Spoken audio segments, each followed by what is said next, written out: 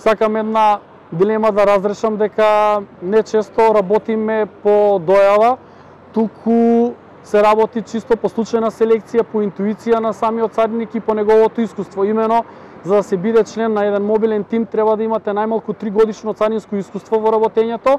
без разлика дали сте работеле на граница или на терминал, и после тоа може да дојдете во службата за мобилни тимови. Така да искуството што ќе го стекнете во тие 3 години е драгоцено и значајно во селектирање на и правилна селекција на патник. Откако веќе ќе пронајдеме одредени супстанции или недозволени стоки во возилото, зависно од тоа што е пронајдено, се изготвува и соодветна документација. Ако најдеме сокриено или сме откриле криумчарење на дрога, на оружје, на такви работи, во принцип тоа се кривични дела каде што се изготвуваат записници за кривично дело,